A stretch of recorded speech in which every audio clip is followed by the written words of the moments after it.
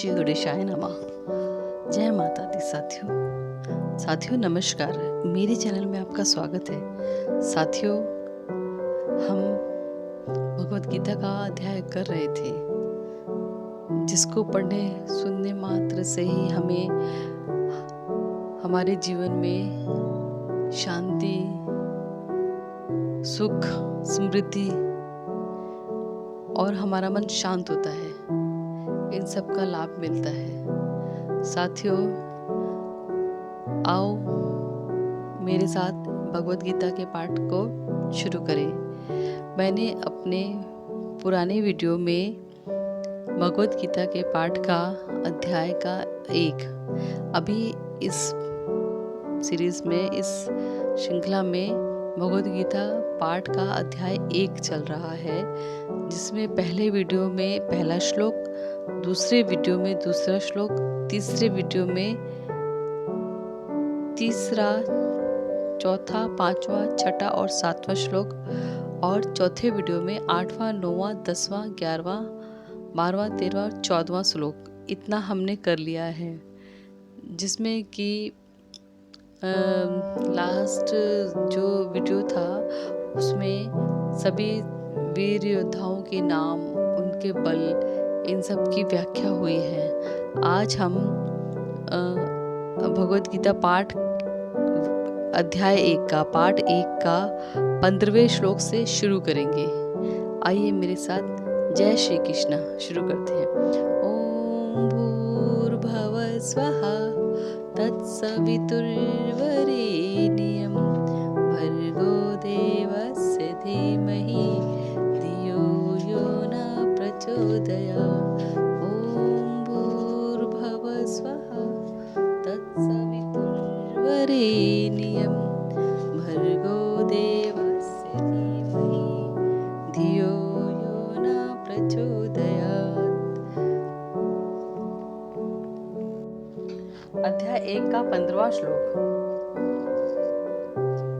पाश्चन्ये हृषीकेशो देवदत्तं धनञ्जय पोष्णोधर्म्यो महाशन् भीमकर्मा विरकोदरः। भगवान कृष्ण ने अपने पाश्चन्य शंख बजाया। भगवान कृष्ण ने शंख बजाया। अर्जुन ने देवदत्त शंख और अति भोजी एवं अति मानवीय कार्य करने वाले भीम ने पौंड नामक शंख, भयंकर शंख बजाया। तात्पर्य: इस श्लोक में भगवान कृष्ण को हृषीकेश कहा गया है, क्योंकि वे ही समस्त इंद्रियों के स्वामी हैं। सारे जीव उनके बिनांग हैं। सारे जीव उनके भिन्न भिन्न अंग हैं। अतः जीवों की इंद्रियां भी इनकी इंद्रियों के अंश हैं। चूंकि निर्विशेषवादी जीवों की इंद्रियों का कारण बताने में असमर्थ है, इसलिए वे जीवों को इंद्रिय रहित या निर्विशेष कहने के लिए उत्सुक रहते हैं। भगवान समस्त जीवों के हृदय में स्थित होकर उनकी इंद्रियों का निर्देशन करते हैं, किंतु वे इस तरह निर्देशन करते हैं कि जीव उनकी शरण ग्रहण कर सके।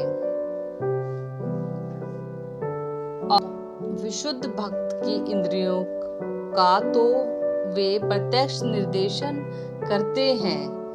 यहाँ कुरुक्षेत्र की युद्ध भूमि में भगवान कृष्ण अर्जुन की दिव्य इंद्रियों का निर्देशन करते हैं, इसलिए उनको हृषीकेश कहा गया है। भगवान के विभिन्न कार्यों के अनुसार उनके भिन्न भिन्न नाम हैं। उदाहरण, इनका एक नाम मधुसूदन है, क्योंकि उन्होंने मधु नाम के असुर को मारा था। वे गौरव तथा इंद्रियों को आनंद करने के कारण गोविंद कहलाते हैं। वसुदेव के पुत्र होने के कारण इनका नाम वासुदेव है।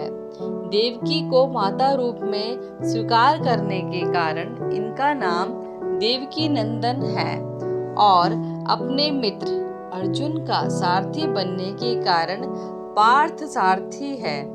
इस प्रकार उनका एक नाम हृषिकेश है, क्योंकि उन्होंने कुरुक्षेत्र के युद्ध स्थल में अर्जुन का निर्देशन किया।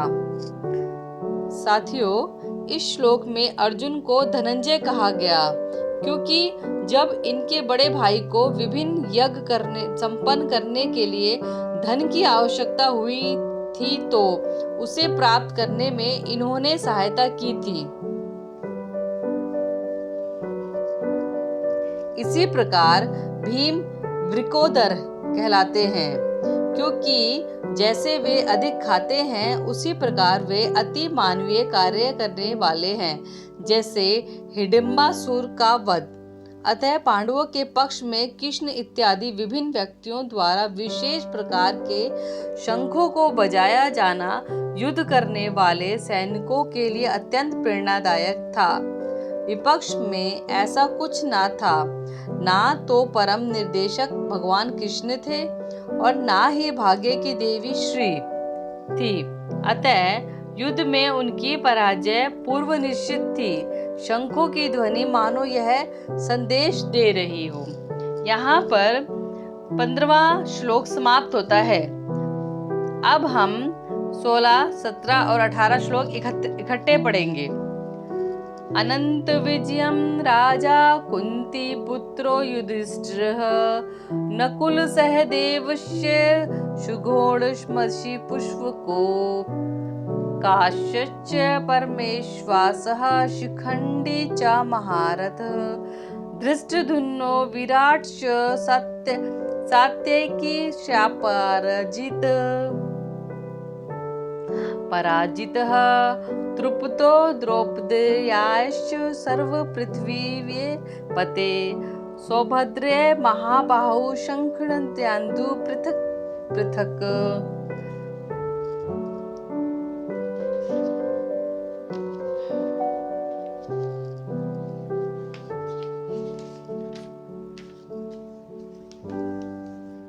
हे राजन, कुंती पुत्र राजा युधिष्ठिर ने अपने अनंत विजय नाम शंख बजाया। कुंती पुत्र राजा युधिष्ठिर ने अपना अनंत विजय नाम शंख बजाया तथा नकुल और सहदेव वे सुघोष और मणिक पुष्पक नाम शंख बजाया। महान धनुर्धर काशीराज परम योद्धा शिखंडी धृष्टद्युम्न विराट अजय सात्यक द्रुपद द्रौपदी के पुत्र तथा सुभद्रा के महाभाऊ पुत्र आदि सबों ने अपने अपने शंख बजाए। तात्पर्य, संजय ने राजा धृतराष्ट्र को अत्यंत चतुराई से बताया कि पांडवों के पुत्रों को धोखा देने तथा राज सिंहासन पर अपने पुत्रों को आसीन करने की यह अविवेकपूर्ण नीति श्लाघनीय नहीं है। लक्षणों से पहले से ही यह सूचित हो रहा था कि इस महायुद्ध में सारा कुरुवंश मारा जाएगा। भीष्म पितामह से लेके अभिमन्यु तथा अन्य पौत्रों तक विश्व के अनेक देशों के राजाओं समेत उपस्थित सारे के सारे लोगों का विनाश निश्चित था। यह सारी दुर्घटना राजा धृतराष्ट्र के कारण होने जा रही थी, क्योंकि उसने अपने पुत्रों की कुनीति को प्रोत्साहन दिया था। यहाँ पर हमारा पहले अध्याय का 18 श्लोक तक समाप्त हुआ है।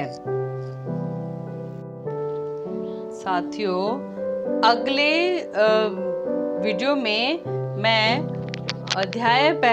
प्रथम अध्याय के 19वें श्लोक से शुरू करूंगी और आपसे निवेदन ये है कि आप जो मैंने ये अध्याय पढ़े हैं, आपके लिए पाठ पढ़े हैं, इनको बार बार सुनिए जितना अधिक इन्हें आप स्मरण करेंगे, सुनेंगे और इसका ज्ञान प्राप्त करेंगे, उतना ही आपके जीवन में का ज्ञान भी बढ़ेगा। आपके जीवन में इसके पढ़ने से शांति, सुख, समृद्धि आएगी और आपके दुखों का नाश होगा। तो साथियों, अभी हम भगवत गीता के अध्याय पढ़ रहे हैं। नेक्स्ट वीडियो में नए अध्याय के साथ। साथियों, मेरा चैनल शायद लाइक कीजिए, सब्सक्राइब कीजिए। जय श्री कृष्ण।